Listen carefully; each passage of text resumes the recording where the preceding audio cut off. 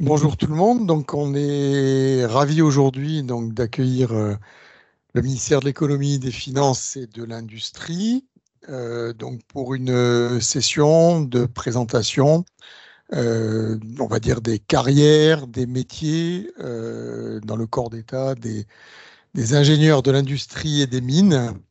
Donc, on est très heureux de vous accueillir à l'ENSEM. Alors, on a un certain nombre de thématiques à l'école qui correspondent, on va dire, à toute partie des profils que vous pouvez rechercher, alors que ce soit dans le domaine de l'énergie ou dans le domaine des systèmes numériques. Donc, vous allez certainement avoir un temps d'échange, des présentations, un petit peu de ces différents métiers. Vous aurez aussi une session, je pense, consacrée euh, à la description un petit peu du concours de recrutement en tant qu'ingénieur de l'industrie et des mines, et puis les carrières, les métiers, les conditions de travail, les salaires, j'imagine. Enfin bref, toutes les informations qui peuvent vous être utiles par rapport, en fin de compte, à la description de ces carrières qui, on en a discuté à midi, sont certainement très riches et très passionnantes, on va dire, au niveau du service de l'État. Voilà. Donc je laisse la parole à Monsieur Calalo. Parfait. Très bien. Merci beaucoup, monsieur le directeur, cher Jean-François. Mesdames et messieurs les encadrants, euh, mesdames et messieurs les chers collègues qui vont participer avec moi cet après-midi à la présentation du corps des ingénieurs de l'industrie et des mines et du concours IIM 2024. Mesdames et messieurs les élèves ingénieurs, mesdames et messieurs les internautes qui nous suivaient à distance par la magie du numérique, vraiment très heureux d'être là avec vous pour vous présenter ce que c'est le corps des ingénieurs de l'industrie et des mines. Et c'est vrai que en me trouvant un peu dans cet amphi, je me dis, il y a une vingtaine d'années de cela, j'étais à peu près à votre place avant de rejoindre le corps. Bon, ça ne nous rajeunit pas, on se le disait avec monsieur le directeur, mais la jeunesse est un état d'esprit. Et donc, j'ai toujours le sentiment d'avoir 20 ans. Alors, sans transition, je vous propose que notre rencontre cet après-midi s'articule autour de cinq axes. Premièrement, donc, je vais vous présenter l'économie générale du corps des ingénieurs de l'industrie des mines, qu'on appelle donc IIM. Et ensuite, je vous parlerai en fait des caractéristiques de ce corps, notamment la diversité des métiers qui ont vraiment du sens pour vous. On en reparlera. Et pour toucher effectivement du doigt ces métiers, je ferai appel à mes collègues qui sont avec moi. Hein. Donc, je peux les appeler Valérie, si tu veux bien nous rejoindre, Pascal, et puis François-Xavier, prendre place. Et puis, effectivement, à tour de rôle, vous pourrez intervenir à chaque fois pour illustrer par leurs propos, par leur parcours, ce que le corps des ingénieurs de l'industrie et des mines vous offre. Et on fera une focale en particulier sur ce concours 2024, qui est un concours assez exceptionnel, puisque l'État s'engage à recruter plus de 400 ingénieurs de l'industrie et des mines pendant 4 ans, donc plus d'une centaine dès cette année 2024. Et j'espère que nous aurons ensuite des questions assez nombreuses et un temps d'échange très riche. Voilà. Donc, je me présente rapidement. Donc, moi-même, je suis issu du corps des ingénieurs de l'industrie et des mines. J'ai commencé ma carrière dans un grand groupe après les classes prépa et puis l'école des mines dans un grand groupe privé avant de découvrir ce qu'offre effectivement le corps des ingénieurs de l'industrie des mines, et j'en ai été très heureux puisque je rejoins ce corps dans des métiers qui ont trait finalement à l'inspection, au contrôle, à l'expertise au sein des installations nucléaires, hein, des installations nucléaires de base. Typiquement, ce sont les centrales nucléaires, donc EDF et d'autres installations. J'y ai fait 2 postes avant de rejoindre d'autres familles de métiers qui sont plutôt des métiers d'animation, des régulations, d'accompagnement aussi d'expertise sur la politique de pôle de compétitivité, hein, notamment lorsque il s'est agi des systèmes numériques, des véhicules électriques. Donc, travailler sur tous ces sujets liés à l'innovation dans la sphère économique.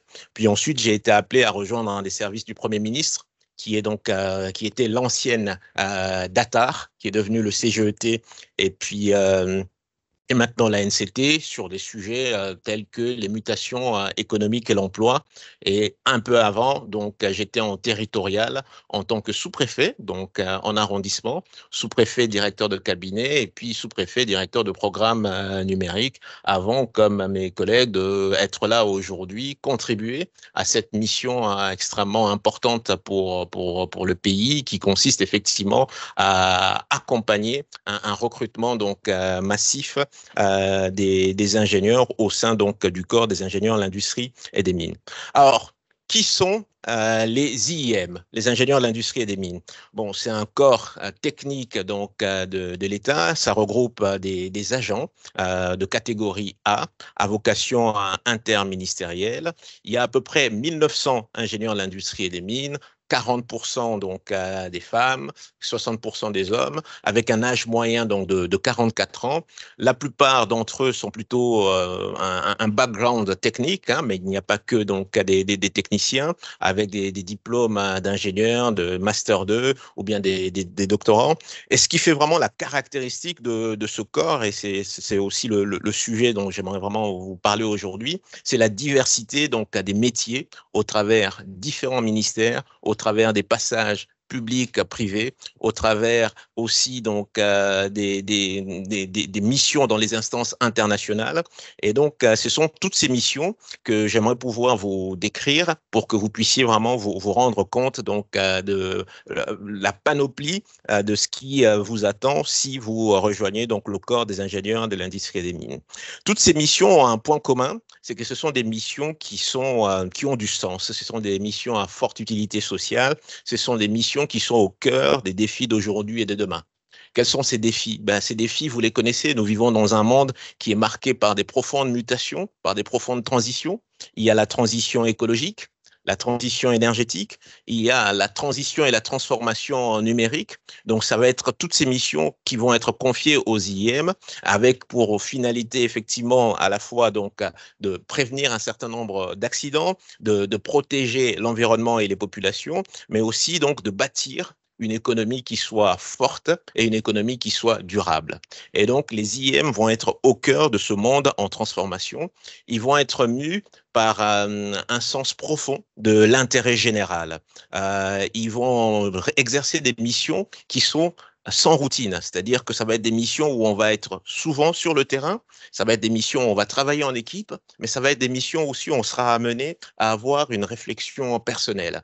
Et donc, des missions très riche. Et au quotidien, quelles sont ces missions? Qu'est-ce que ça peut, à quoi ça peut ressembler? Et donc là, j'ai voulu en fait vous présenter un peu en gros, de façon schématique. Vous allez avoir deux types de missions en rejoignant donc le corps des ingénieurs et l'industrie des mines. Vous allez avoir des missions d'accompagnement, des missions d'animation, de régulation et d'expertise autour du développement économique. Donc, je l'ai un peu cité tout à l'heure, le suivi des filières stratégiques, l'innovation, la transformation numérique, mais aussi l'accompagnement d'un certain nombre d'entreprises en difficulté. On vous donnera tout à l'heure quelques exemples par nos grands témoins ici présents. Et puis, vous allez être aussi en situation de pouvoir élaborer pour nos décideurs les politiques publiques. Les politiques publiques, notamment en matière de transition écologique et énergétique. Et je sais que tout ce qui a trait à l'énergie, mais aussi au numérique, c'est un marqueur fort au sein de cette école. Et donc ça, c'était la première famille des missions qui vont vous être confiées. Mais vous avez aussi une autre famille des missions autour du contrôle, autour de l'inspection, de l'instruction et aussi de l'expertise. Ça va être notamment le contrôle des installations classées pour la protection de l'environnement, le contrôle des équipements sous pression et des canalisations, le contrôle technique des véhicules. En plus, maintenant, avec tout ce qui a trait aux véhicules électriques, on a vraiment des missions très riches à conduire. Tout ce qui a trait aussi à l'inspection des installations nucléaires et puis également donc la radioprotection et puis la métrologie légale. Et là, on pourra vous dire ce qui se cache derrière tout ce mot au travers des exemples bien concrets. Mais les IIM, au-delà finalement de ces missions qui ont du sens, qui sont diverses et variées, vont aussi se caractériser par le fait que au quotidien, ils vont pouvoir rencontrer différents types d'acteurs. Ça va être vraiment des métiers où les jours ne se ressemblent pas, tous les jours ne se ressemblent pas parce que vous allez être aujourd'hui face à un exploitant, total grand exploitant, ça peut être un exploitant agricole, vous allez pouvoir échanger avec des bureaux d'études sur la conception des nouveaux systèmes, vous allez être en relation avec des associations, avec des élus, avec aussi les représentants de la justice, et puis vous allez être le conseil technique du corps préfectoral sur un certain nombre de choix, sur un certain nombre d'incidents et d'accidents quand les choses parfois se passent mal, mais en tout cas, vous êtes amené à rencontrer différents acteurs et cela enrichit d'autant plus votre parcours et aussi les métiers et les missions que vous réalisez. Au-delà de ces aspects, vous allez pouvoir avoir des postes qui vont rayonner sur quasiment, je veux dire, le monde entier. On va vous offrir des postes en France, aussi bien dans l'Hexagone, mais aussi en Outre-mer. On va vous offrir des postes en France au sein des ministères, mais aussi au sein des services déconcentrés de l'État. Hein, c'est typiquement les DREAL ou les DRETS, mais on reviendra là-dessus. Vous pouvez aussi exercer en collectivité territoriale et puis vous allez avoir des postes outre-mer. Vous allez pouvoir aussi exercer parfois au sein donc, des instances internationales telles que l'AUA, où vous allez être parfois aussi dans des postes à l'étranger au sein des ambassades ou des représentations donc, de la France sur différents continents. Et donc, c'est accéder aussi à cette panoplie, à ces postes qui sont divers et variés selon vos envies, vos appétences et puis selon aussi la situation personnelle à laquelle dans laquelle vous vous trouvez et du moment de votre carrière. Donc, pour vous donner une idée des différents employeurs qui emploient donc les IM au sein des ministères. On va retrouver donc les IM tout d'abord au ministère de l'économie, des finances et de la souveraineté industrielle et numérique, qui a la caractéristique d'être aussi donc le gestionnaire du corps. Hein. Moi, par exemple, aujourd'hui, je suis dans ce ministère, je suis à la fois donc employé du ministère, mais je représente aussi le gestionnaire, c'est-à-dire qui va gérer les carrières des IM et demain vos carrières si voilà vous saisissez cette opportunité. Vous avez aussi un autre ministère qui est un ministère important, qui est le ministère de la transition écologique et de la cohésion des territoires. C'est important puisque c'est lui qui est le premier employeur aujourd'hui des IM, puisqu'il y a toute une famille autour du développement durable. Vous allez avoir tout un tas de métiers et les IM se retrouvent au sein de ce ministère en grand nombre. Des services du Premier ministre, moi-même je vous en ai parlé, donc j'ai eu l'occasion de travailler donc au sein donc de la DATAR sur les mutations économiques, sur l'attractivité des projets industriels en France. Le ministère des Armées, notamment autour de la cybersécurité, mais pas que, avec pas mal de thématiques. Mais au-delà des ministères, vous allez pouvoir travailler aussi au sein de certaines autorités indépendantes, dont l'autorité de sûreté nucléaire, qui est un employeur très important aussi pour les IM sur la sûreté nucléaire, la radioprotection, la réduction donc des risques.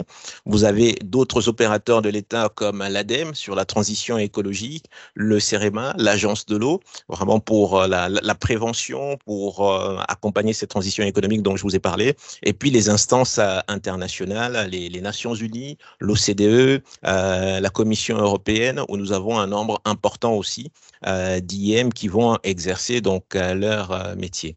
Donc, ce que je veux vous dire, c'est que vous avez des possibilités de parcours très divers et variés.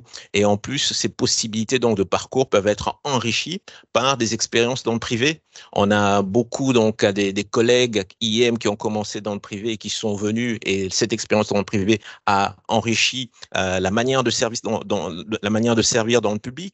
Et puis, il y a d'autres collègues aussi qui ont fait le choix tout de suite après l'école. Est-ce qu'on vous encourage donc de rejoindre le corps des IM d'avoir un parcours et à un moment donné de souhaiter se mettre en disponibilité pour pouvoir exercer dans le privé et ensuite revenir.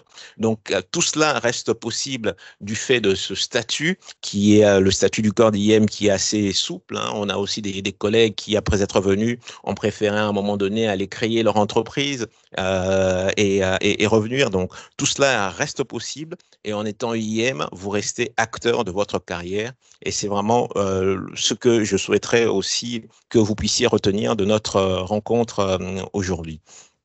Vous allez pouvoir mener dans ce corps des carrières dynamiques et variées ou si aujourd'hui vous commencez à travailler, mettons, dans un domaine lié à l'énergie, vous n'êtes pas astreint à y passer toute votre vie. Vous allez pouvoir changer finalement de poste, de thématique. Ça peut vous intéresser demain de travailler sur les systèmes numériques, mais comme nous avons tellement d'emplois, vous allez pouvoir développer une polyvalence, parce que c'est ce qui fait vraiment la force de ce corps. Donc, il y a cette mobilité fonctionnelle qui vous est offerte. Et à côté de cette mobilité fonctionnelle, vous avez une certaine mobilité géographique entre donc les territoires, les départements, les régions, l'État au niveau central, l'international. Et donc, quelque part, vous construisez un peu à la carte votre carrière. Et bien sûr, selon vos appétences, vous allez avoir la possibilité donc d'exercer aussi des postes à très forte responsabilité, chef d'une structure au ministère ou en région, conseiller dans les ambassades et représentations permanentes de la France à l'étranger, poste de direction dans un établissement public. Nous avons des tas d'exemples donc à des collègues IM et certains qui vont intervenir tout à l'heure pourront illustrer cela. Alors, je vous ai parlé de ce statut du corps des IM qui est assez souple, qui donne en fait un certain nombre de possibilités. En termes de progression, voilà, il faut retenir que le statut qui gère le corps des IM se compose des règles de gestion assez claires et transparentes. On est IM, ingénieur de l'industrie et des mines, avec 3 grades. Chaque grade comporte un certain nombre d'échelons.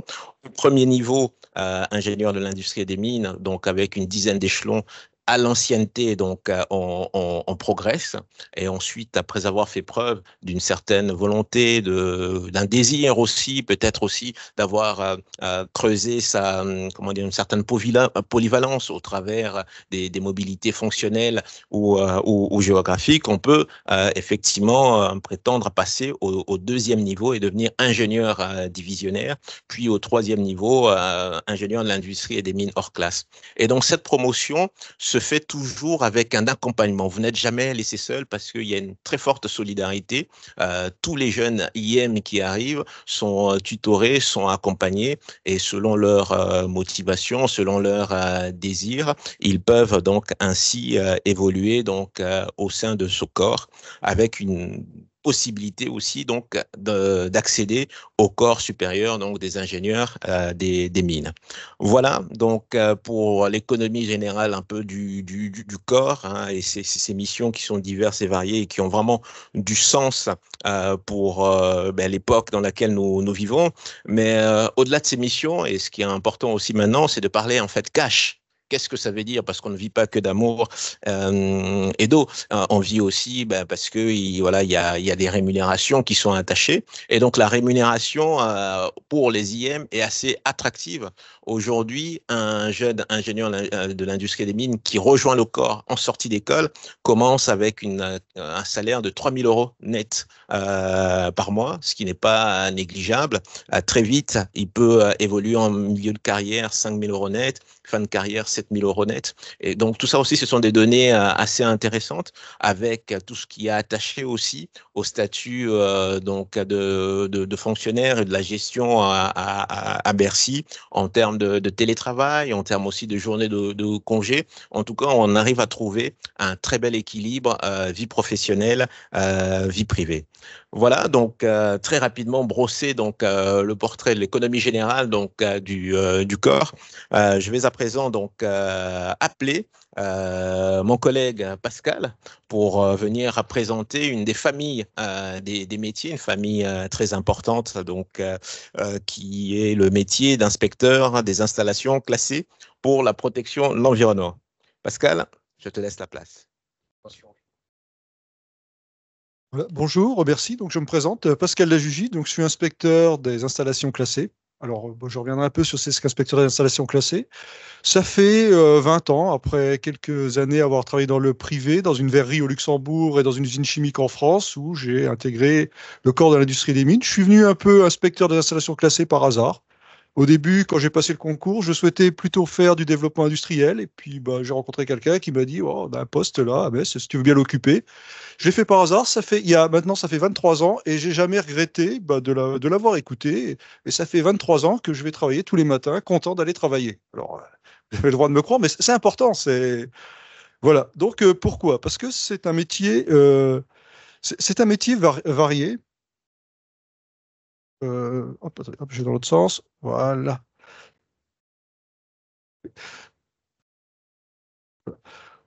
Pas bien ce qui. Voilà, donc c'est un métier varié qui permet voilà, de faire plein d'activités. Soit ensuite les entreprises, je dirais, de la vie à la mort. On commence par suivre bah, le projet d'un développement, de création, d'implantation. On instruit le dossier de demande d'autorisation. C'est intéressant. On regarde les impacts de l'entreprise sur les milieux, sur l'eau, sur l'air, sur les risques sanitaires. Donc c'est très varié. Parce que qu'est-ce qu'une installation classée? Une installation classée, en fait, bah, on en voit plein. Une éolienne, c'est une installation classée. Il y a les usines chimiques Céveso, il y a tout ce qui est fonderie, verrerie, les méthaniseurs, les élevages. Un élevage de plus de 150 bovins, vaches allaitantes, est une installation classée. Donc, vous avez la chance de pouvoir rencontrer, bah, un jour, aller faire une visite dans une usine chimique, où vous rencontrez le directeur avec ses 10 chefs de service qui va vous attendre, et ça sera à vous de mener la mission de contrôle. Et là, vous contrôlerez des choses très précises comme la corrosion des réacteurs, éventuellement les taux de défaillance et l'entretien des mesures de maîtrise des risques, des mesures instrumentées. On vérifiera la fiabilité des automates. D'un côté, après, vous passerez le lendemain, vous irez voir un méthaniseur. Et puis, bah, vous irez regarder, ma foi, bah, si les produits sont bien stockés, s'il n'y a pas des fuites, s'il n'y a pas d'écoulement un peu partout, si la torchère est en fonctionnement. Le lendemain, vous irez voir une éolienne. C'est le système de bridage pour protéger les chiroptères sont efficaces. Et puis, vous aurez le plaisir de faire des mesures, de passer sur des choses bah, qui passent de l'un à l'autre. Une dernière mission que j'ai fait, par exemple, c'était sur un parc éolien. Mettre une mesure et tester la validité d'une mesure de protection anti-Milan Royal. Donc, c'est-à-dire, on s'est amusé à faire voler un drone de 40 centimètres d'envergure à 300 mètres d'une éolienne et voir si l'éolienne, les freins se déclenchaient automatiquement après système. Donc c'est très varié. On passe de la corrosion des réacteurs chimiques à la détection des Milan Royal, voilà la protection. Donc c'est un métier qui peut vous offrir tout un panel de diversité qu'on n'a pas. Après hop là. Sur les métiers sont quand même assez divers. Donc, il y a tout ce qui est industrie. Il y a également bah, tout ce qui est mine et après-mine. Alors, ça peut paraître un peu le 19e siècle ou même le 20e siècle, les mines et après-mines. En Lorraine, on fait les mines à l'arrêt. Bah, oui, dans mon service, on gère également bah, tout ce qui est effondrement minier, donc indemnisation, consolidation des vieilles galeries de mines. Par contre, on instruit encore des dossiers miniers, notamment en Alsace, la recherche de lithium dans les eaux souterraines, et on a deux projets actuellement d'usines de fabrication, donc d'extraction de lithium à partir des eaux souterraines et de transformation du chlorure de lithium en carbonate de lithium pour fabriquer des batteries. Donc c'est quelque chose qui est aussi d'avenir, quand on parle de mines et après-mines. Alors on a également des puits de pétrole. Il y a des mines de sel en activité à Varangéville. C'est toujours intéressant d'aller voir une mine en activité au moins une fois dans sa vie. C'est quelque chose d'intéressant et très varié. On étudie également bah, les canalisations. Les stockages souterrains, près d'ici, dans l'ancienne mine, on stocke du gaz à Serville qui sert bah, de réservoir de gaz, notamment. Bon, on remplit ce réservoir en été, on le revide en hiver, et notamment pendant la crise ukrainienne, on était fortement sollicité pour la gestion, le remplissement des réservoirs. Donc, c'est un métier qui vous permettra d'avoir des contacts variés. Vous allez avoir des directeurs d'usines de multinationales. Vous allez avoir des fois des plaintes. Vous irez voir un ferrailleur bah, qui peut être un cariatre. Voilà, donc vous pouvez même demander des fois dans certains cas l'appui de la gendarmerie pour aller, bah, ma foi, contrôler, voir des déchets des trafics de déchets. Donc, on passe vraiment d'un rôle de police, je dirais, administratif, technique, ou pour le trafic de déchets, à vraiment un peu un rôle vraiment de police de l'environnement tel qu'on peut l'imaginer. Donc, c'est la variété des métiers.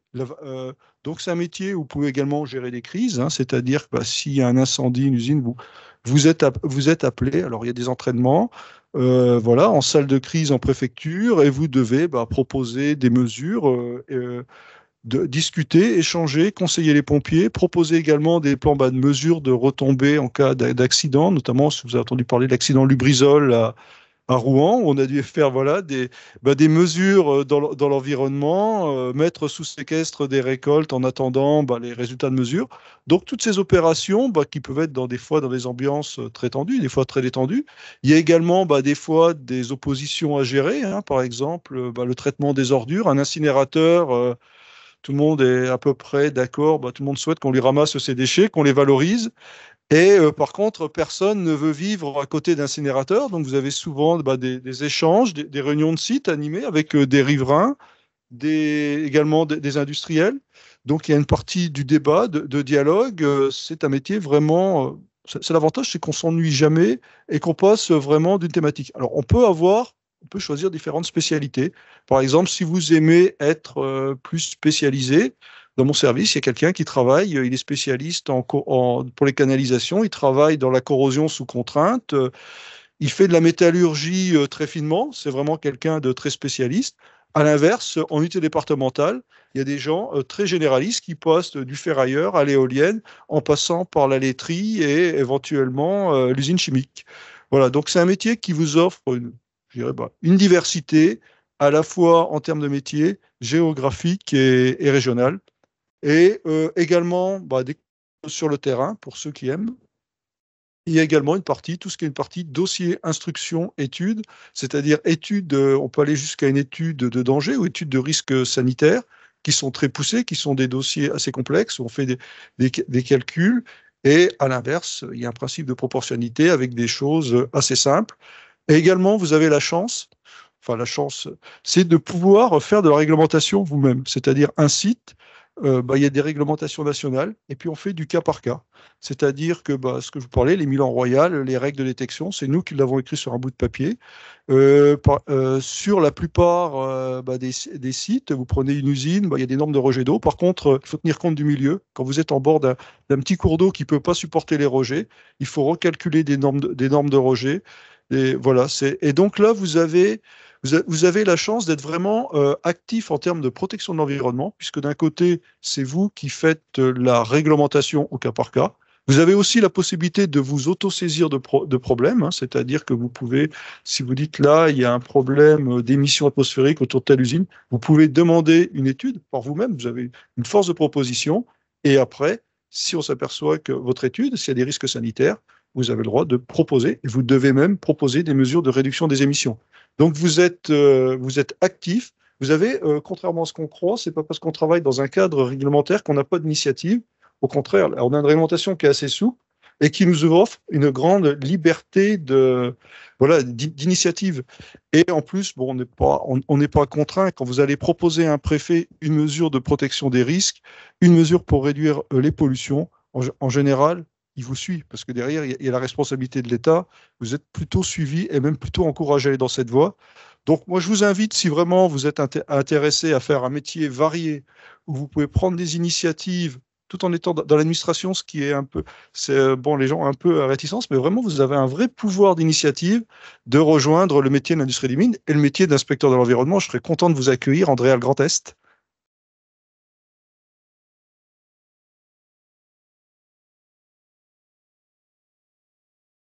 Sur les formations, alors oui, je parle. Donc il y a tout un cursus de formation qui est prévu, qui dure 15 jours. Vous avez un tutorat au début. Donc quand vous arrivez, il y a un tuteur. On dit vous ne marcherez jamais seul. Donc vous serez accompagné par quelqu'un au début. On vous invite même à faire des visites avec plusieurs inspecteurs, parce que chaque inspecteur a un peu son style, hein. C'est quand vous contrôlez. Il y a des gens plutôt compréhensifs, d'autres plutôt voilà. Et c'est à vous de faire, je dirais, votre style après en fonction de votre personnalité. Ça ne sert à rien d'essayer d'imiter un tel ou un tel. Vous avez votre propre nature, votre propre sensibilité. Voilà, exprimez-vous. Voilà, c'est de faire votre style. Vous êtes accompagné et après, vous pouvez choisir soit vous spécialiser vraiment corrosion ou je dirais risque accidentel. Hein.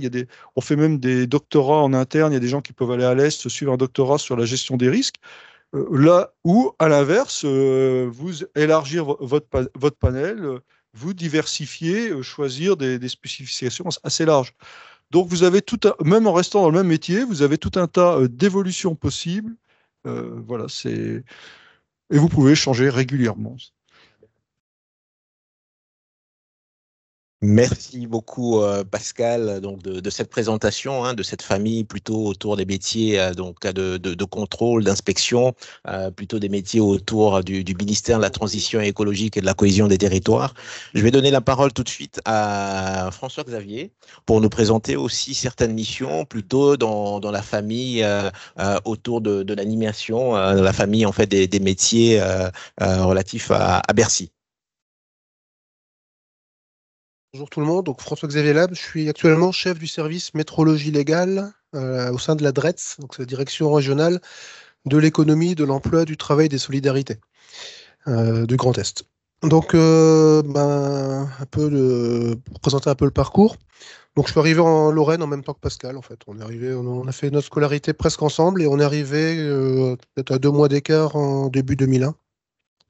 Donc, on sort des écoles des mines de Douai. Historiquement, le concours d'ingénieur industrie des mines était ouvert uniquement aux écoles d'ingénieurs de l'industrie, jusqu'en 2004-2005 peut-être. Donc, c'était les écoles des mines qui alimentaient. C'est pour ça qu'on est beaucoup d'anciens des écoles des mines dans ce corps, dans les anciens. Donc, une première année à l'école des mines, mais en tant que contractuel, à faire de l'accréditation COFRAC d'un laboratoire. Et ensuite, donc moi, j'ai fait que 3 postes. Donc, c'est assez peu. C'est très varié. Alors, on a plein de postes possibles, des mobilités possibles, géographiques, fonctionnelles. Mais même dans un seul poste, on peut avoir plein de changements réguliers, des postes qui évoluent, un paysage de l'administration qui évolue également. Donc, j'ai commencé en 2001 à Nancy. Donc, ça s'appelait la DRIR à l'époque. Et en faisant pas mal de choses, en faisant des ICPE, donc inspecteur des installations classées, en faisant de la métrologie légale, en faisant des équipements sous pression, en faisant également tout ce qui était agrément de centre de contrôle technique pour les voitures. Et en 2007, je suis remonté un peu plus au nord à Metz, toujours en DRIR, à faire de l'après-mine. Donc c'est une particularité un peu de la région, on en parlera un peu plus après. Et puis depuis 10 ans, donc, dans le cadre d'une promotion, je suis revenu à ma formation initiale en métrologie légale, à être chef du service métrologie. Alors, en direct, c'était l'ancien nom de la DRETS, en Lorraine, puis en Grand Est, quand on a fusionné les régions. Donc, arrivé en 2001, alors là, c'est un peu de l'archéologie administrative.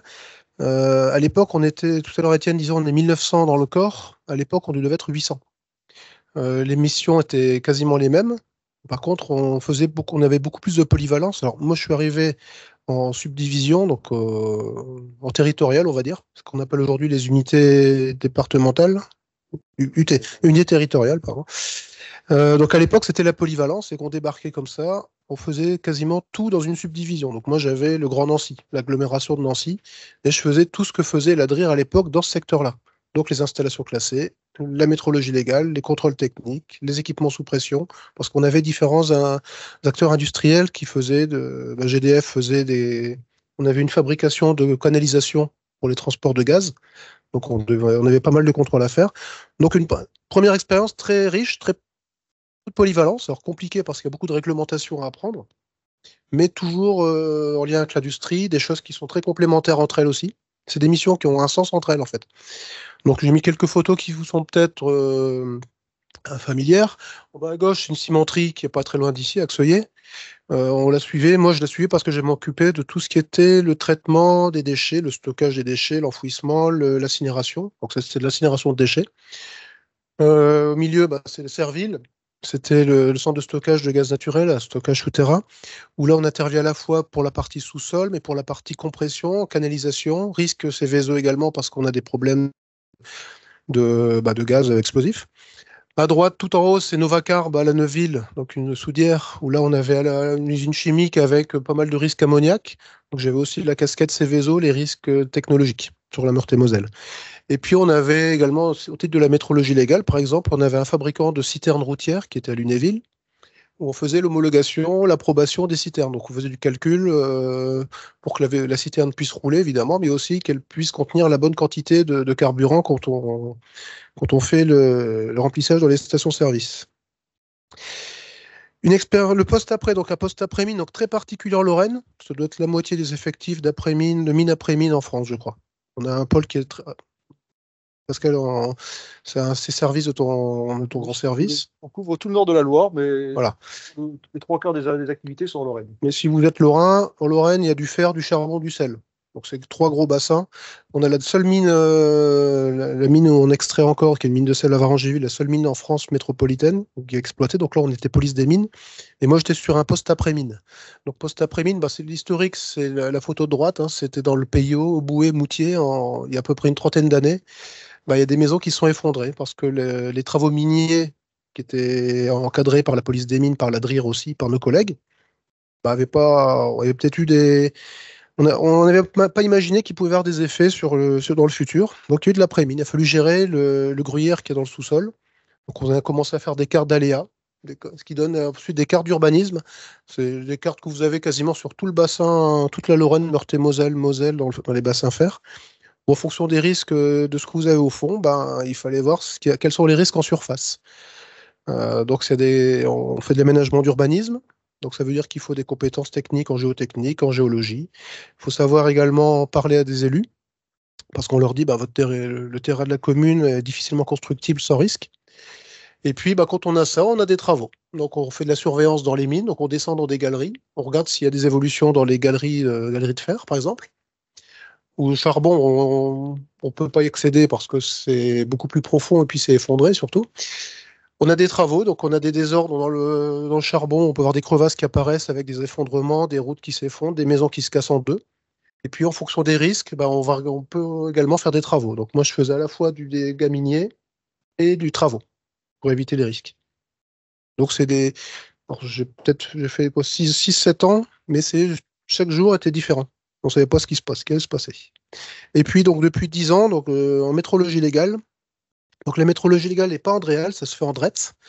En 2010, la DRIR, il y a une partie prévention des risques qui est restée donc en DREAL, où vous avez l'ICPE, la prévention des risques miniers, les sécurité des véhicules, les transports d'énergie, canalisation, équipement sous pression. Et la partie économie est partie dans une administration qui s'appelait la DIRECT et maintenant la DRETS.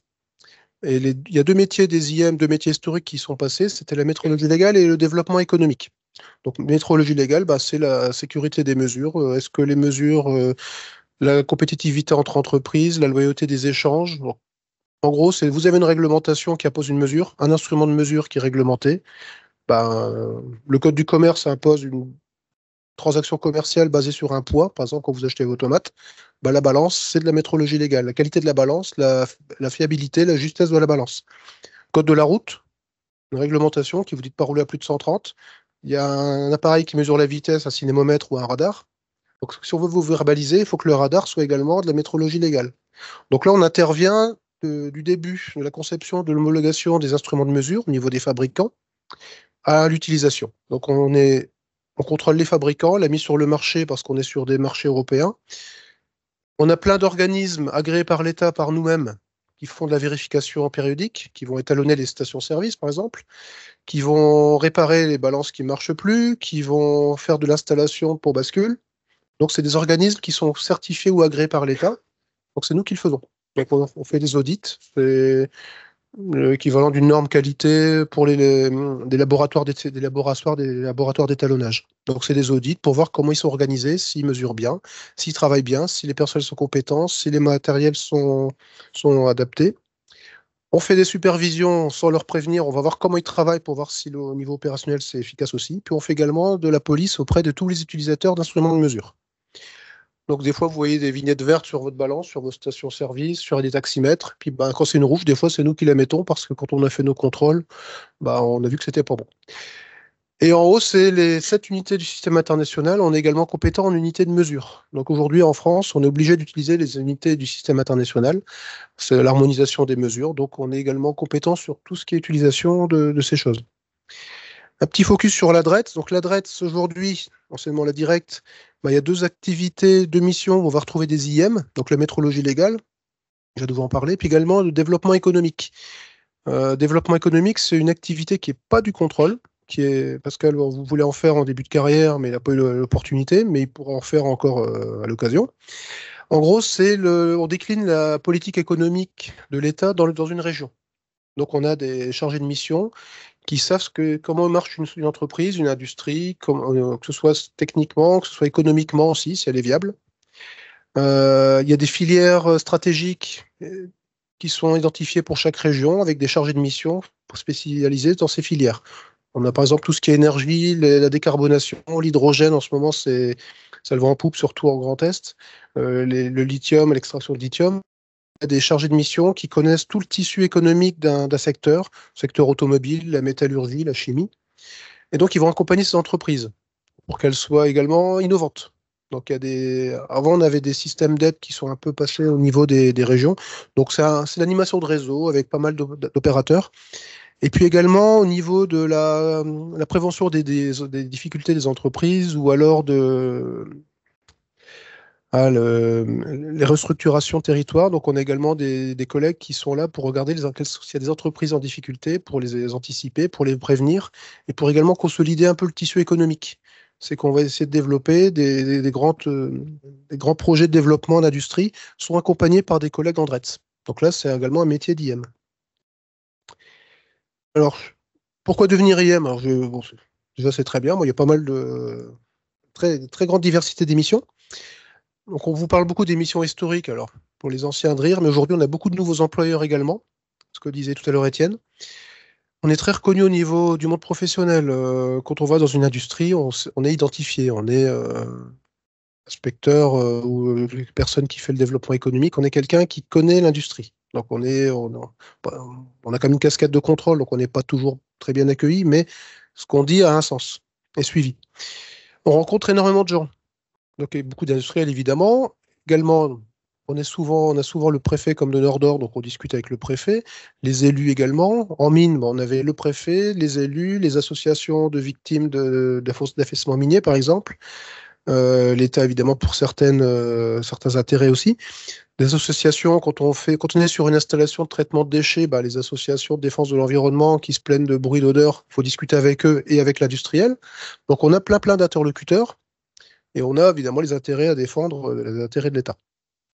Industriel première langue, ça veut dire qu'en fait, on sait comment marche une industrie. Alors, c'est très varié, mais quand on veut faire de la prévention des risques, première chose à savoir faire, c'est comment marche l'entreprise, comment marche une usine chimique, où sont le procédé industriel, qu'on comprenne, pour voir où sont les risques. Quand on fait de la mesure, il faut savoir comment fonctionne une balance, comment on se comporte, comment on mesure dans un bac pétrolier de 40 000 m3, comment on va mesurer le volume intérieur, comment fonctionne une balance. Donc, il y a des choses à savoir. En après-mine, il y a les géotechniques, il y a la géologie, l'eau dans le sol, parce que ça crée des gros problèmes. Donc, on est capable de s'intéresser à plein de choses, d'accumuler plein de choses qui sont très, très, très transversales. Et puis, donc, comme disait Étienne, la carrière est assez riche. Il y a énormément de possibilités de mobilité, que ce soit géographique ou fonctionnelle. On est encore, alors sur les 1900, j'ai plus en tête, mais on est encore quand même plutôt de province, parce qu'il y a beaucoup plus de monde dans les régions, dans les services déconcentrés régionaux et dans les départements. Beaucoup de monde dans les ministères aussi, mais c'est surtout un corps de province. Donc, vous pouvez bouger de Nancy à Bordeaux, un peu à Saint-Denis, à La Réunion. Vous pouvez faire également des missions dans les instances européennes. Et puis également changer de métier, faire du développement économique, de l'après-mine, de l'ICPE, partir chez des nouveaux employeurs dans le numérique. Et puis ça nous fait un vaste réseau. Donc en fait, en métrologie, je pense que ce cas-là, et de la métrologie dans toutes les régions, on est organisé de la même façon dans toutes les régions. Donc on se connaît au niveau national pour harmoniser les pratiques. En équipement sous pression, en canalisation, vous avez la même chose. Donc vous avez des réseaux nationaux de collègues et puis les gens bougent, donc les gens ils discutent. C'est très très enrichissant au niveau des échanges également. Et puis des conditions relativement attractives. Alors, parler de salaire net, on a une particularité, c'est qu'on est beaucoup payé en primes. Donc les primes, ça vient au bout du mois, mais quand on passe en retraite, on n'a pas cotisé sur ces primes. Donc c'est quelque chose à savoir, à avoir à l'idée, mais ça fait quand même des salaires assez attractifs. Merci beaucoup, François-Xavier. Donc, vous voyez, voilà, au travers ce qu'il a pu nous raconter dans son parcours, on voit vraiment la diversité des métiers. Mais vous pouvez vous dire, bon, c'est plutôt des anciens qui parlent.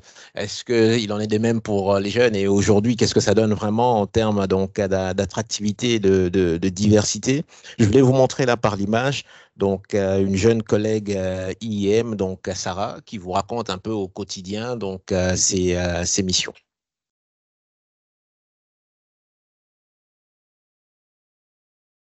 Je dirais à un ingénieur que j'aimerais convaincre de venir nous rejoindre, si lui aussi il a cette sensibilité environnementale et vraiment doublé de cette curiosité pour le milieu industriel. J'ai cherché, mais je ne vois pas d'autres métiers dans lesquels on pourrait plus se sentir à sa place.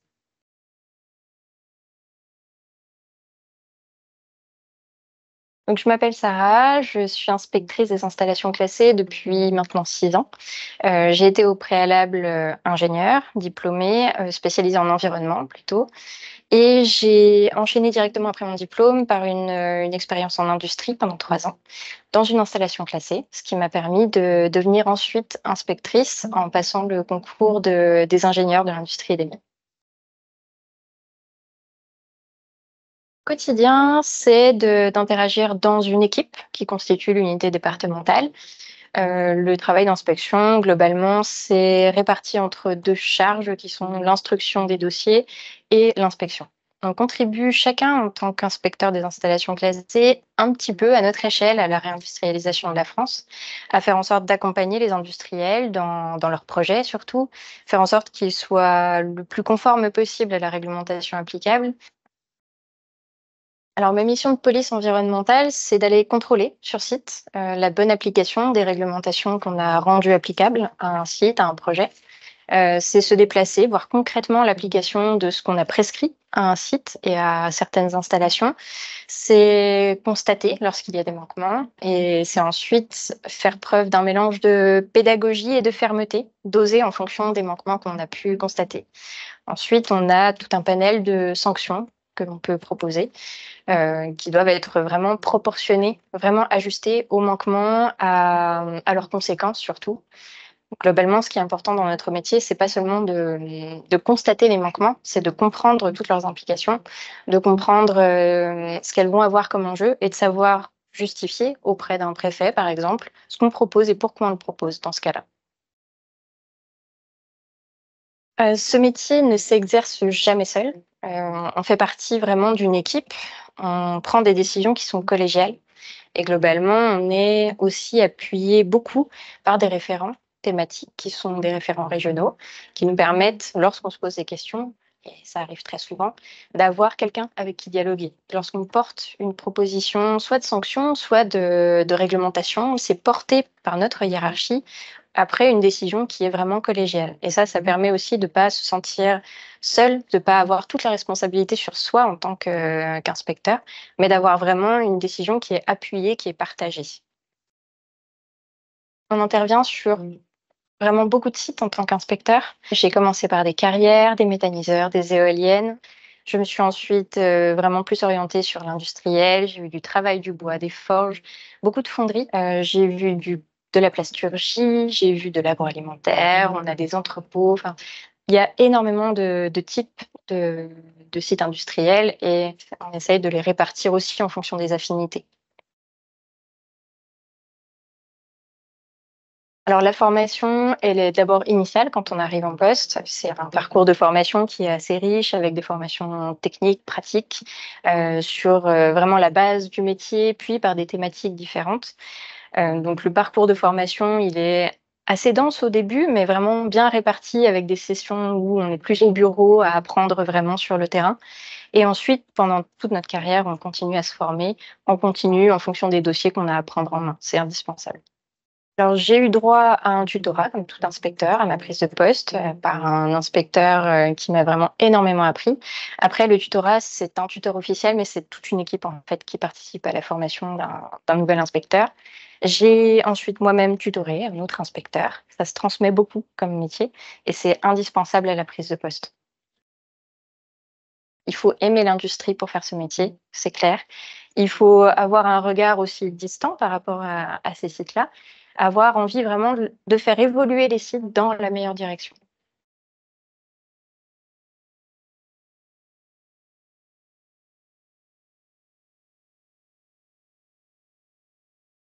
Voilà, c'était le témoignage donc de Sarah dans la famille des métiers autour donc de la transition écologique.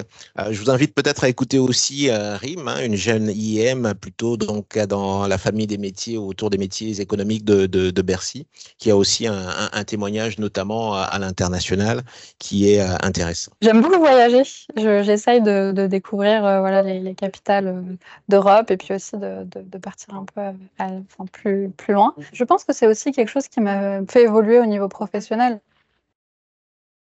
Pour des formations ou des échanges au niveau européen, on peut être amené à aller dans soit Athènes. Le mois prochain, je vais à Bruxelles.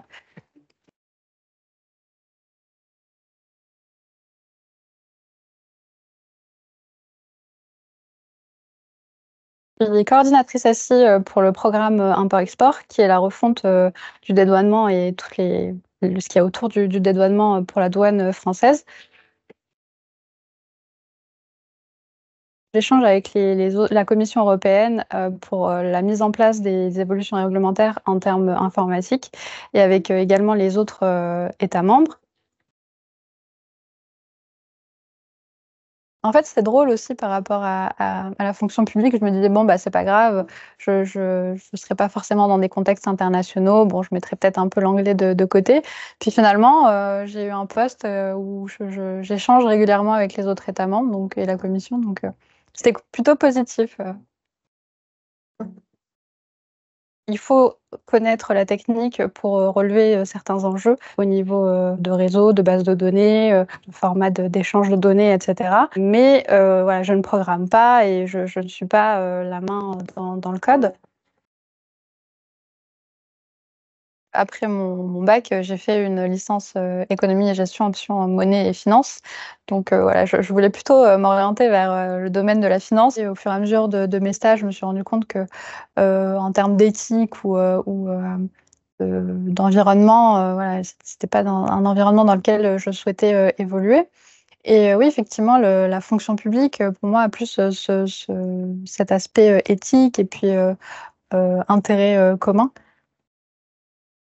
Donc j'ai tenté le concours d'ingénieur de l'industrie et des mines que j'ai passé en 2020. Il y a plusieurs profils qui sont demandés. Ça peut être des profils très techniques, programmation, ça peut être de la sécurité, ça peut être tout ce qui est big data, data mining, etc. Je trouve qu'on a des métiers très intéressants, que ce soit à la douane, à Bercy ou dans d'autres ministères, et encore plus dans les métiers de la tech. Voilà, il y a énormément de possibilités, de postes, de sujets plus intéressants les uns que les autres. Donc voilà, s'il y a un message à faire passer sur cette vidéo, c'est voilà, n'hésitez pas et faut pas garder cette image-là de la fonction publique un peu vieillotte.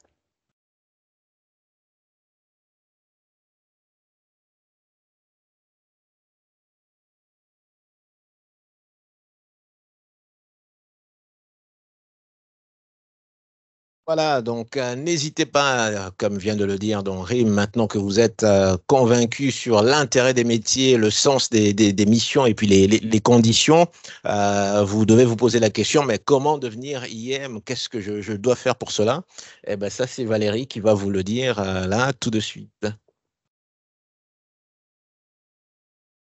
Alors, bonjour à tous. Alors, du coup, moi, je suis inspectrice de l'environnement dans les friches industrielles à l'Adréal, mais depuis 4 jours. Avant ça, j'étais à l'ASN, je faisais du contrôle dans les centrales nucléaires et je faisais côté sûreté nucléaire, mais aussi inspection du travail. Parce que ce qui n'a pas forcément été évoqué jusqu'à présent, on peut exercer des missions d'inspection du travail. Avant, on pouvait les faire dans les carrières, ça se fait plus maintenant, mais dans les centrales nucléaires, on a aussi, en tant qu'IM, la possibilité des missions d'inspection du travail. Alors moi, j'ai un parcours un peu atypique parce que je suis pas du tout ingénieure. Je sors d'une fac de droit, d'un master 2 en droit de l'environnement. J'ai quand même fait un petit passage en école d'ingénieur, mais ça, c'est parce qu'en sortie de fac de droit, je trouvais pas de job de juriste. Donc, j'ai fait un petit contrat de professionnalisation, on appelait ça, que j'ai fait du coup dans un groupe privé. le groupe Colas. J'y exerçais pendant 6 ans un métier de responsable foncier environnement. Je ne vais pas forcément rentrer dans les détails de ce que c'est. Si vous voulez savoir, vous pouvez m'en reparler plus tard. Et suite à ces 6 années-là, j'ai passé le concours IM donc en 2020. Donc le fait qu'en tant que jury, j'ai pu avoir le concours, ça illustre bien qu'on peut accéder à ce concours-là avec un niveau Master 2. Certes, c'est des métiers qui sont techniques, mais c'est aussi des métiers qui sont très juridiques, où on manipule beaucoup la réglementation. Donc, c'est des compétences qui m'ont semblé importantes quand j'ai postulé, parce que moi, j'y étais allée pour ça. Et du coup, vu qu'ils m'ont reçu et qu'ils m'ont accepté, c'est qu'ils ont considéré que c'était intéressant aussi. Voilà. Donc, pour le côté un petit peu atypique.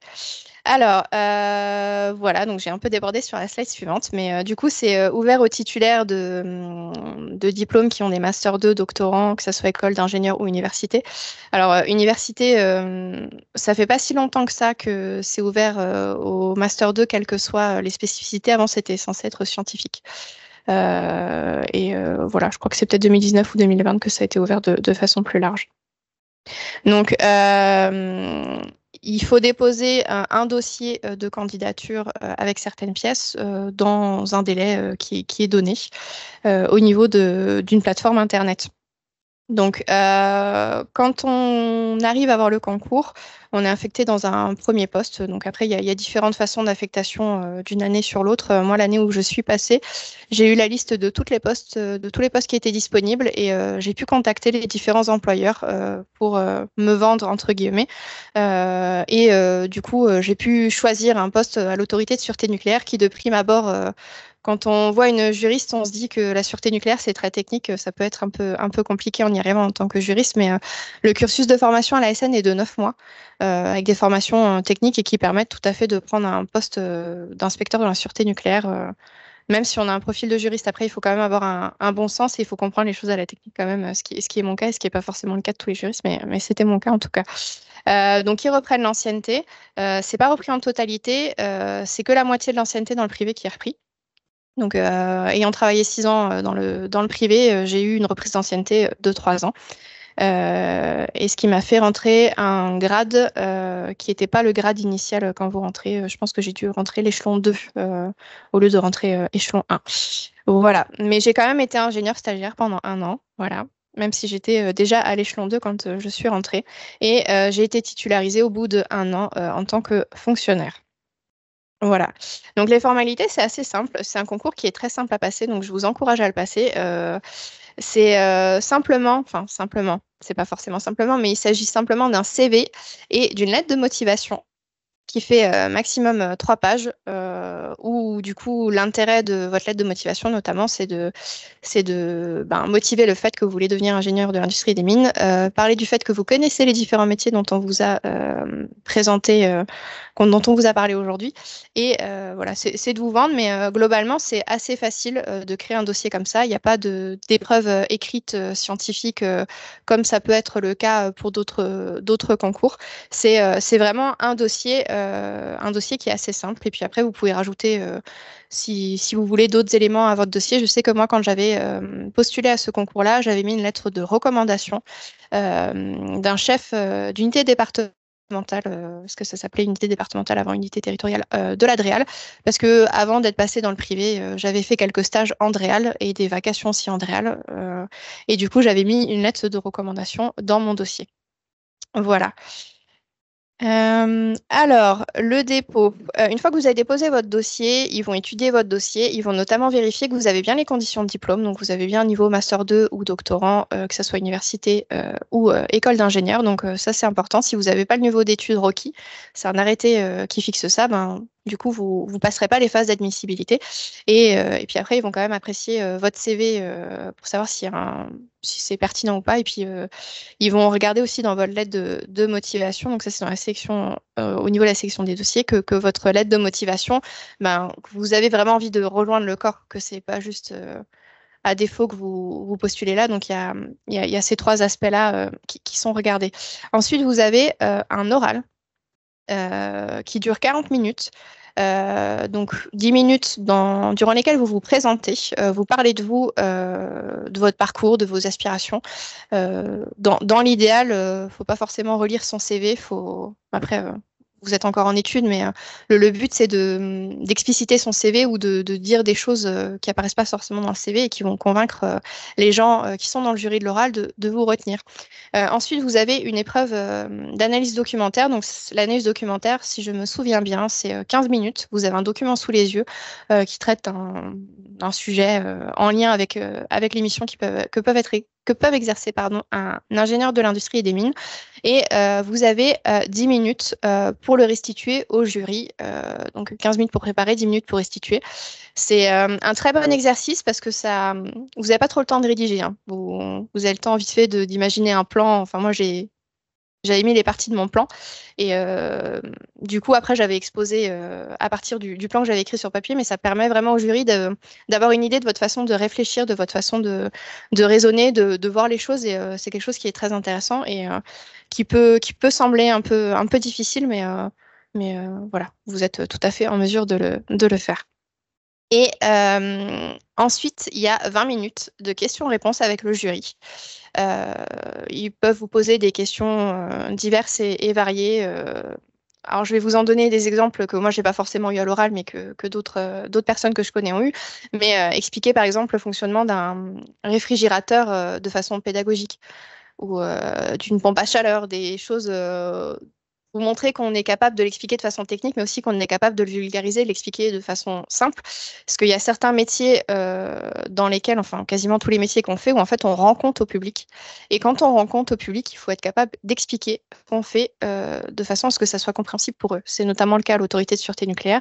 Et ça peut être des choses qui peuvent être testées lors de ces questions-réponses. Et après, on peut tester également votre réaction dans des situations de travail qui peuvent être compliquées. Moi, j'avais eu une question qui était je contrôlais un gros site industriel. Ils avaient fait une grosse pollution. Ça avait tué tous les poissons dans le cours d'eau qui était à côté.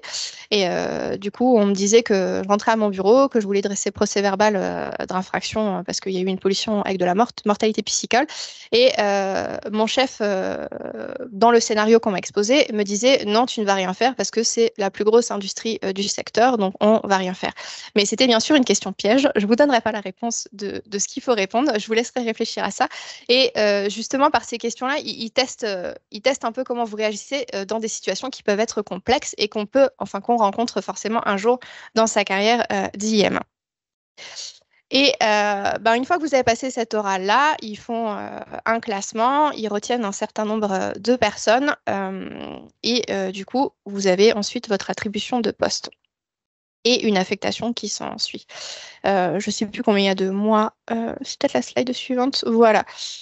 Donc là, on a une illustration, un exemple. Donc si vous voulez vous inscrire, c'est maintenant, parce que les inscriptions sont ouvertes jusqu'au 28 mars. La sélection du jury se fera sur le mois de mai.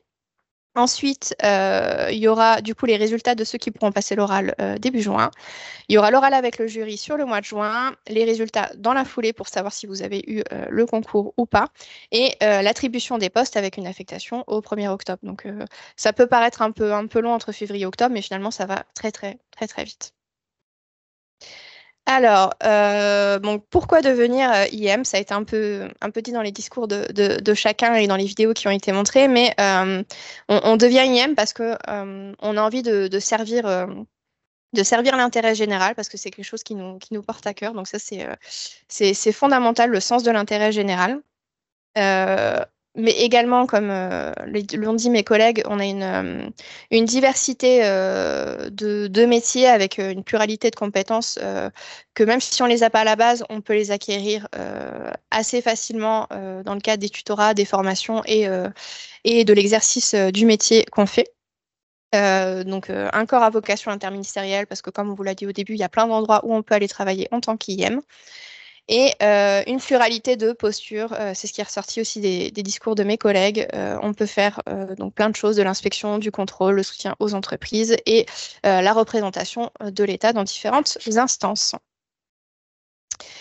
Alors, les postes, ça a été déjà dit au début. Donc, on les a partout en France, dom-tom, et également, c'est possible à l'international. Donc, les parcours de formation, ils sont définis par chaque administration, chaque entité dans laquelle vous allez aller. L'ASN, par exemple, c'est à peu près 9 mois. L'Adréal, c'est un petit peu moins, ça doit être 4-5 semaines, c'est peut-être un petit peu plus. Je ne sais pas encore. Je verrai, vu que je viens de prendre mon poste il n'y a pas longtemps. Je sais déjà que j'ai 5 semaines, mais je ne sais pas s'il y en aura d'autres, mais je pense.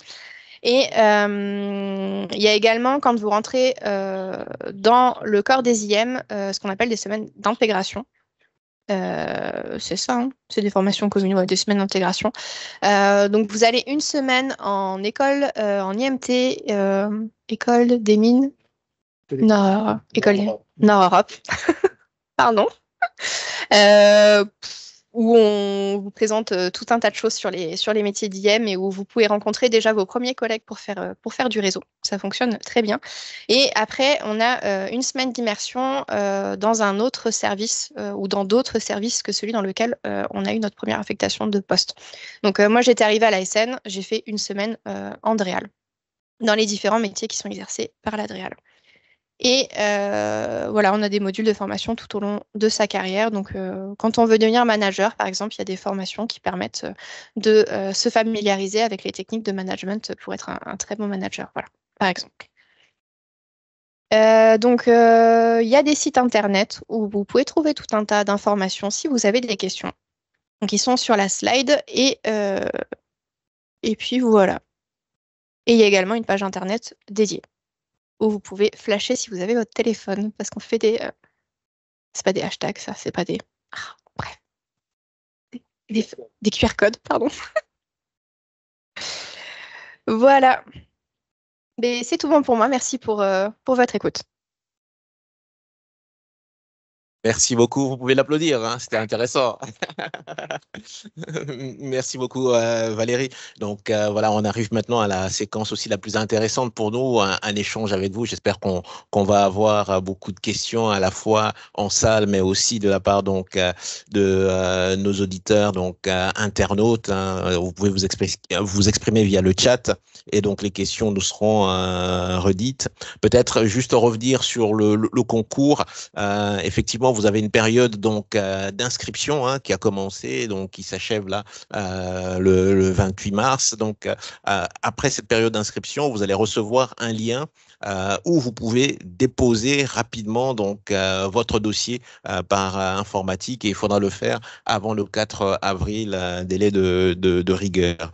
Et notez aussi peut-être cette année, la nouveauté, c'est que pour pouvoir présenter le concours, vous n'êtes pas obligé d'être ingénieur au moment où vous présentez le concours. Donc, la condition de vérification donc, du diplôme va se faire au moment où vous serez affecté à votre premier poste, donc qui aura lieu en octobre et en novembre, ce qui n'était pas le cas. Donc, ça veut dire que les troisième années, en tout cas tous ceux qui ne sont pas encore diplômés maintenant, au moment donc où le concours se prépare, peuvent le faire. Et donc, on vérifiera qu'effectivement, les conditions d'obtention donc d'un diplôme de niveau 7, donc un bac plus 5 ou un master 2, au moment où ils seront affectés à leur poste. Voilà, donc à vous la parole, et peut-être juste avant, un dernier témoignage d'un jeune.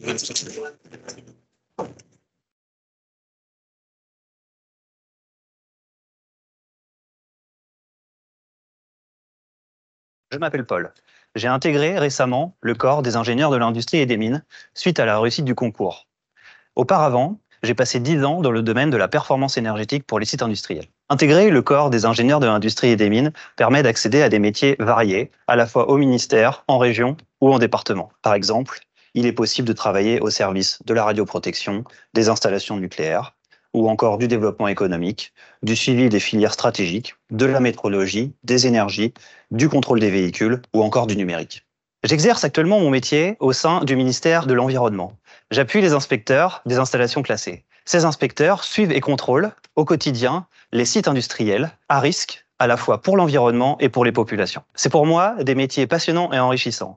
Ces missions sont porteuses de valeur et de sens, puisqu'elles contribuent aux défis d'aujourd'hui et de demain. Ces défis sont par exemple la souveraineté industrielle, la transition écologique et énergétique ou encore l'adaptation au changement climatique. Si vous êtes motivé par ces défis, alors candidatez au concours des ingénieurs de l'industrie et des mines. De nombreux postes sont ouverts, à la fois en métropole et en outre-mer. Une belle carrière s'offre à vous.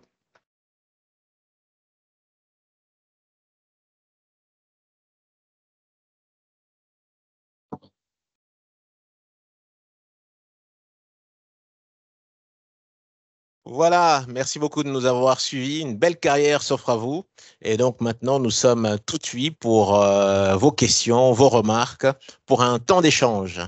Alors, c'est toujours la première question la plus difficile, hein. Est-ce qu'elle viendra plutôt de la gauche, peut-être de la droite? On va voir. Le micro est là. Ou si on a des questions par Internet, nous allons les prendre également. Merci beaucoup.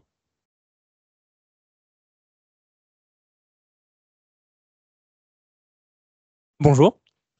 Ouais, je me lève, mais c'est plus simple. Merci d'abord pour votre intervention. Je vous cache pas que j'ai quelques questions, beaucoup même, parce que ça permet en tant que futur ingé, avoir aussi un rôle dans la société pour servir l'intérêt public. Ma première question, ça concerne en fait les promotions de niveau. Est-ce qu'au final, ces promotions de niveau, vous avez dit, c'est par ancienneté, mais qu'est-ce que ça apporte concrètement? Être ingénieur hors classe comparé à être ingénieur classe 1, du coup, de niveau 1. Est-ce que ça change uniquement le salaire? Est-ce que ça donne d'autres avantages? Voilà, c'est la première. Est-ce qu'il y a des collègues qui veulent répondre?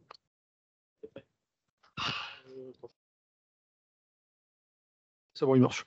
Voilà. Non, bon, oui, ça marche. Donc, en fait, c'est les deux. C'est il y a deux types de promotions. Il y a la promotion, je dirais, à l'ancienneté, donc il y a l'avancement en termes d'échelon. Après, il y a le deuxième niveau qui est divisionnaire. C'est en gros, vous passez ingénieur, je dirais classe 1, après divisionnaire. Alors, divisionnaire, il y a deux façons. Il y a la façon, ce qu'on appelle par mobilité, c'est une promotion. Donc, vous changez, vous allez être promu, vous aurez plus de responsabilités, vous ferez de l'encadrement. Je dirais, les premiers postes, c'est adjoint au chef d'unité départementale, c'est adjoint chef de pôle.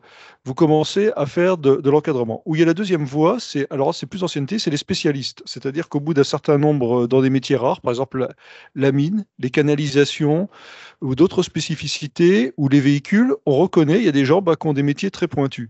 Donc, on les fait pas, ils passent au deuxième grade, c'est un peu pour reconnaître leur spécialisation et leur investissement. Donc, ça fait partie de la deuxième voie. Et puis après, il y a les autres niveaux hors classe. Ça permet, d'accéder à des postes, je dirais, de management où vous pouvez encadrer plus d'une centaine de personnes. Donc voilà.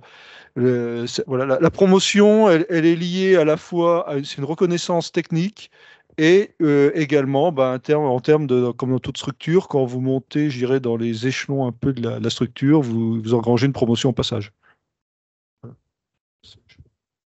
C'est exactement cela. Et pour spécifier tout à l'heure, quand je parlais de l'ancienneté, dans le corps, on a donc 3 grades. Ingénieur de l'industrie et des mines, ingénieur divisionnaire, donc à l'industrie et des mines, et ingénieur hors classe de l'industrie et des mines. Donc, pour le premier grade, on a un certain nombre d'échelons. Voilà.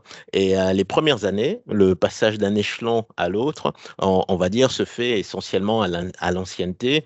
Et puis, selon la manière de servir, on va bénéficier de certaines primes ou des réductions d'ancienneté. Et ensuite, le changement de grade, oui, ça va être vraiment pour marquer justement une certaine polyvalence, une certaine compétence à démontrer au travers effectivement des mobilités fonctionnelles, mais peut-être aussi des mobilités géographiques qui ne sont pas obligatoires statutairement, mais qui sont liées finalement un peu à la façon dont vous conduisez votre carrière.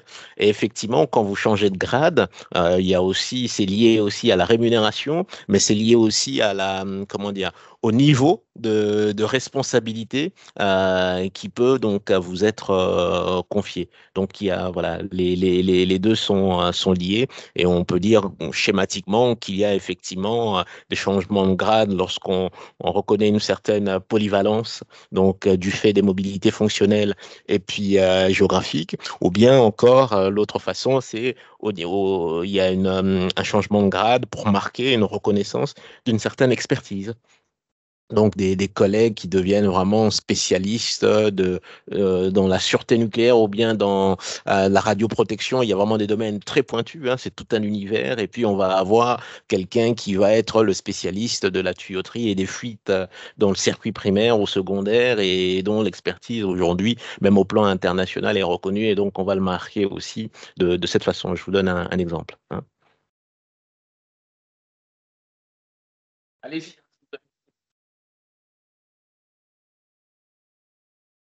Moi, c'était sinon sur l'échéance de 400 ingénieurs en 4 ans, donc 100 par an, peut-être.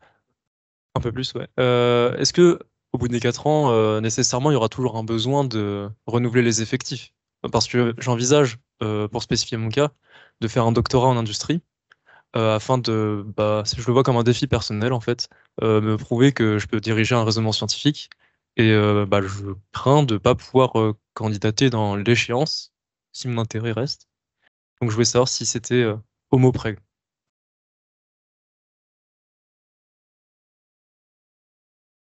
François-Xavier, vous... Le corps aujourd'hui fait à peu près 1800-1900 personnes, ingénieurs. Il y a du renouvellement régulièrement. Donc, tous les ans, il y a des concours. Il y a plusieurs voies également de recrutement. Là, c'est un concours externe, mais il y a des recrutements en interne, donc des gens qui sont déjà dans l'administration qui peuvent passer un concours interne, ou la catégorie B peut passer en catégorie A par concours également. Et puis également, on a des élèves fonctionnaires dans nos écoles des mines, avec le concours TPE Mines, je crois. Donc, donc il y a plusieurs voies de concours. Donc là, c'est une voie de concours qui est très importante parce que pyramide des âges, on a déjà beaucoup de départs en retraite parce qu'on a des gens qui ont l'âge, la pyramide des âges baby boom là, qui arrive, beaucoup partent en retraite en même temps. Donc il faut renouveler. En plus de ça, il y a un gros recrutement d'inspecteurs. Alors on ne recrute pas que des inspecteurs, on recrute des ingénieurs parce qu'il y a des gens déjà en place qui vont prendre des postes d'inspecteurs et qui vont en libérer d'autres. Mais donc, en fait, il faut alimenter pas mal de sorties de collègues qui partent en retraite, et puis également beaucoup d'inspecteurs qui vont être, je crois que c'est surtout les inspecteurs, il y a un gros recrutement d'inspecteurs, parce qu'il y a des nouvelles missions qui sont en train de se développer, mais il faut alimenter en alimentant des ingénieurs polyvalents. Si vous voulez, tous les ans, il y a un concours qui est organisé. Jusqu'à présent, on était plutôt de l'ordre de 20 à 30 IIM recrutés chaque année. Et là, effectivement, on est dans un contexte assez exceptionnel où on multiplie, puisqu'on est à un peu plus d'une centaine par an pour répondre à un certain nombre donc, des besoins, hein, et d'impératifs. Donc, ces besoins, effectivement, s'inscrivent, comme on l'a dit, dans le cadre de l'actualité réglementaire et législative, la loi industrie verte au plan national, mais aussi au plan européen pour tenir compte justement de ces transitions, hein, dont j'ai parlé, mais aussi pour traduire concrètement un certain nombre d'engagements pris notamment par le président de la République en termes donc d'accompagnement des projets industriels dans les territoires, accélérer donc le nombre donc de projets industriels qui se réalisent dans les territoires.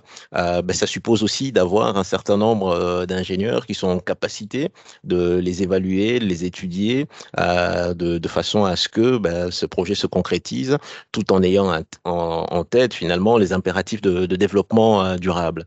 Et donc, on a parlé tout à l'heure, on a entendu Sarah parler de réindustrialisation. Ça s'inscrit aussi dans ce mouvement, donc dans cette logique de rattrapage, d'où l'effort. Effectivement, nous, on serait intéressé à vous avoir tout de suite, mais je comprends aussi votre projet personnel. Donc, d'ici à 4 ans, vous bénéficierez encore de ces engagements, de ces crédits. Et puis ensuite, on sera sans doute sur un rythme un peu plus, comment dire, habituel en termes donc de recrutement d'ingénieurs de l'industrie et des mines. Et enfin, bon, après je m'arrêterai là, mais vous avez parlé du conseil en préfecture notamment ou autre. Est-ce que les ingénieurs de ce corps-là participent activement en conseillant les politiques à l'élaboration de lois, par exemple le plan européen Fit for 55 ou autre? Est-ce que c'est ces ingénieurs-là, avec le travail qu'ils font pour les institutions, qui font les lois, ou les gens qui éditent les lois, donc les parlementaires, ou autres, les rapporteurs, passent plutôt par des acteurs industriels également? Très bonne question. Sur les lois, je dirais, sur les lois, honnêtement, on ne peut pas dire que nous participons activement à la création des lois. Où nous sommes consultés au niveau régional sur les décrets d'application, la façon d'appliquer concrètement une loi. Alors actuellement, nous sommes consultés sur la loi industrie verte. On nous demande de faire des propositions pour concrètement la mettre en œuvre. Alors cette loi, elle vient d'une réalité. C'est en gros l'usine Tesla qui s'est installée à Berlin. Ben voilà, son président a dit qu'il préférait l'Allemagne que la France, puisque les procédures administratives sont trop longues et trop complexes en France, donc on nous demande de simplifier. Il y a une loi qui propose une simplification, c'est-à-dire faire en même temps l'enquête publique en même temps que l'étude technique. Donc on nous demande voilà, de proposer des mesures concrètes dans le décret d'application. Là, nous contribuons activement. Mais on fait des propositions. Après, il y a des arbitrages qui sont faits au niveau ministériel entre les propositions qui sont faites par différents, soit par nous, parce que les professionnels, mais également les fédérations professionnelles, le Césaire et les parlementaires également. Donc c'est multiple. À l'inverse, ce qu'on fait régulièrement, c'est plus on descend dans le niveau d'application de la réglementation, dans les arrêtés, les inspecteurs sont consultés. Et là, c'est une consultation plus directe où leurs remarques sont souvent prises en compte et on les voit retranscrites. Et dans les arrêtés préfectoraux d'une installation, là, c'est nous qui l'écrivons. Donc là, c'est même, voilà, ils sont changés, ils peuvent être modifiés après dans des instances consultatives sur autres exploitants ou des associations à la marge. Mais là, nous écrivons complètement. Au niveau loi européenne, non. Mais plus on descend vers le niveau réglementaire, plus nous contribuons activement à les modifier et à les écrire. Au niveau des ministères, il y a certains IM qui participent à la rédaction de la réglementation. Notamment, j'ai un de mes collègues qui travaille dans le transport et qui est en train de rédiger actuellement la réglementation qui va s'appliquer sur les véhicules autonomes, ceux qui conduisent sans personne physique. Et il y a tout un sujet sur la réglementation là-dessus. Et j'ai une autre amie qui travaille côté énergie-climat et qui participe à la rédaction de tout ce qui concerne la réglementation sur les éoliennes en mer. Donc il y a quand même des IM qui participent à l'élaboration de la réglementation, mais plutôt dans les ministères. Voilà. Avec l'exemple de la métrologie, dans les régions, c'est vraiment des services opérationnels, donc on passe énormément de temps de contrôle sur le terrain.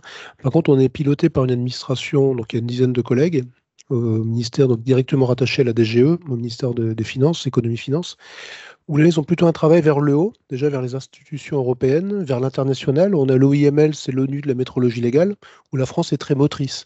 L'harmonisation des mesures, la métrologie légale, le système métrique décimal, c'est la France qui a créé ça à la Révolution française. Et on est toujours très moteur dans ces instances européennes. Donc, c'est des collègues du ministère qui interviennent pour tout ce qui est harmonisation de la mesure, des unités du système international et la rédaction des textes.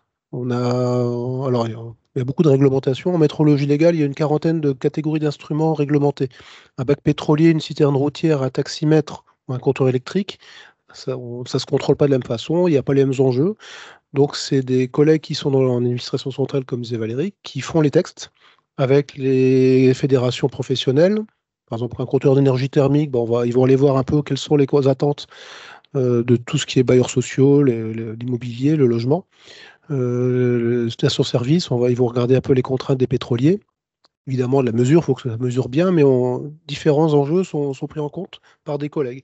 Donc, ce n'est pas du tout le même métier quand on est en administration centrale ou en service déconcentré opérationnel. Effectivement, j'abonde dans le même sens. Il faut bien comprendre que les IM, on les retrouve en fait un peu partout au sein de l'administration, au niveau central, donc dans les services centraux, dans les ministères, ou bien encore dans les services déconcentrés. Et selon le niveau où ils se trouvent, donc au sein de l'administration, voilà, le rapport à la réglementation n'est pas totalement le même, mais ils sont mis à contribution.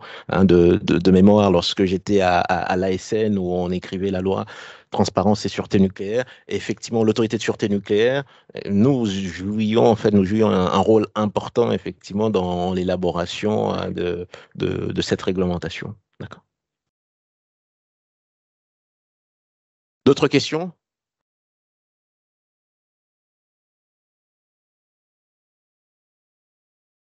Bonjour. Dans différents autres corps de l'État, par exemple le corps des pompiers de Paris, quand il y a des promotions, il y a souvent un concours qui suit. Est-ce que c'est le cas dans votre corps?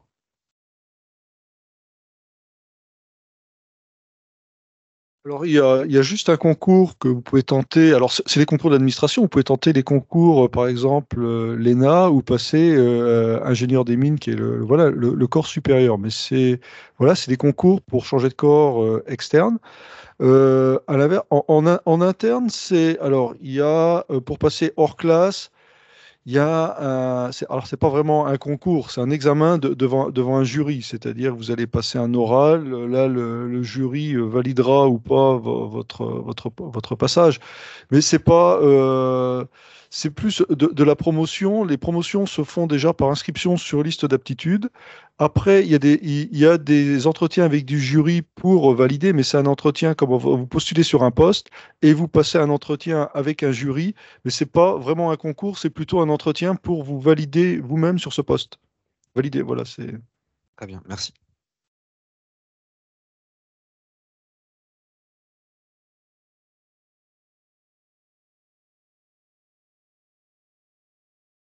Y a-t-il d'autres questions? S'il n'y a pas d'autres questions, en tout cas au sein donc, de l'auditoire en présentiel, est-ce que du côté des internautes, on a des questions? Bon, donc ça veut dire, chers collègues, que nous avons été particulièrement clairs et performants. Et donc, il ne nous reste plus qu'à vous remercier donc, de l'intérêt à manifester, à vous dire que vous avez donc nos noms et nos coordonnées. Si jamais d'autres questions venaient à l'esprit un peu plus tard, voilà, vous pouvez nous écrire directement. Vous retrouverez facilement les coordonnées des uns et des autres, donc nous écrire par mail ou écrire aux adresses qui vous ont été communiquées. Vous aurez aussi en replay donc, voilà, le webinaire d'aujourd'hui qui a été filmé, ainsi que le diaporama qui a été diffusé. Merci à l'école, merci à l'équipe technique donc, de nous avoir accompagnés au cours de cette belle rencontre. Merci, chers collègues. À bientôt pour de nouvelles aventures. Merci.